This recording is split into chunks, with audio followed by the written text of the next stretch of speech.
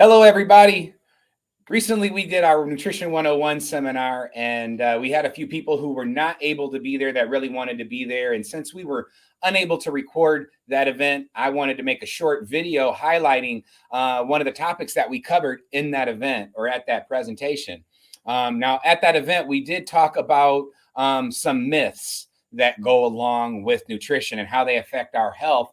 And one of the myths that we talked about there was counting calories. And so one of the biggest myths that we have out there is that it's calories in and it's calories out. And that's all you need to know about losing weight. That's all you need to know about being healthy. Calories in, calories out. And as you can see here by our two examples, you might need to rethink that, right? Both of those are 150 calories, but the handful of almonds there, while it's 150 calories, it's going to do things like it's going to reduce inflammation, be an anti-inflammatory, give you some good healthy protein. It's going to give you some good fat, which is healthy for your body and your brain function, versus that Twinkie. Now, that Twinkie is a Frankenfood. You could stick that in your survival kit and come back to it 3 years later, and guess what? It's going to be the exact same because it's full of preservatives, it's toxic, it's full of sugar, and a bunch of things that you don't want in your body, while that's going to increase or be an inflammatory food and increase your blood sugar. And those almonds are going to have the direct opposite effect on your body and your blood sugar than that Twinkie will. So the problem with our SAD diet, the standard American diet, is right here. We're getting too much sugar, too many toxins, not enough good fats. Now, contrary to popular belief, fat and cholesterol is necessity for your body. It has to have it. So, depriving your body of good fat is obviously not ideal because especially your brain, but your body has to have it. Every cell in your body is made from fat. Now, the problem with those things is that it leads to inflammation. Now, at its very basic level, inflammation is the basis of every disease known to man. Now, acute inflammation is good. It's a protective mechanism. Think of like a sprained ankle. It's there to prevent you from injuring that ankle further. However, chronic inflammation is where the problem comes in, where you are chronically inflamed and you chronically have these problems. And that's when you see things like arthritis or, like I said, every disease process starts on some level with inflammation.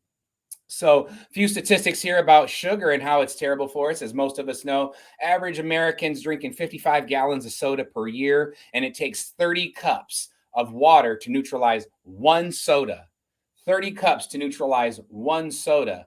And the interesting part, high fructose corn syrup is a staple in most of our pop here, or most of our soda. But 30 years ago, it was almost non-existent, or it was non-existent in our diet. And here it accumulates for 63 pounds per year for the average American that we consume this, because they hide it in our food. And they one of the things that I talked about in that seminar is that if you took the time to do the conversion, you'd find that ketchup has more sugar per tablespoon than ice cream. And I implore you to do it. Now, you can pause the video at this point and read through these. I'm not going to read through this, but sugar is an anti-nutrient and it's terrible for you. And here is a top 10 reasons to not eat sugar, because it contributes to all the bad things in life that no one wants to have: obesity, high blood sugar, diabetes, heart disease. It's anti-nutrient cancer. Cancer cells have 8 times more receptors for sugar than a healthy cell does. A healthy cell feeds on oxygen. A diseased cell feeds on sugar. So if you're someone who gets sugar cravings, you might need to check that, because cancer feeds on sugar, not on oxygen. So, begs the question, is there anything worse than sugar out there? And of course there is. Splenda, these artificial sweeteners, they start out as a sugar molecule. They go through a process with a very long name, and it becomes something sugar-like on the other end. And contrary to popular belief, it does affect your blood sugar. So A plus B plus PDQXY doesn't equal C, right? And in fact, it's been shown to have these side effects in people, as well as increasing the chances of cancer and tumors in mice that they have shown. So if sugar is so bad, what can you use instead? Stevia is great. Allulose, erythritol is fantastic. You could also use dates or honey. Now, while those things are natural, they will increase your blood sugar, so be careful with those things. So with that being said, guys, I did just want to do a short video. I hope you had a takeaway from that, and I hope to see you at our next event. Take care. God bless.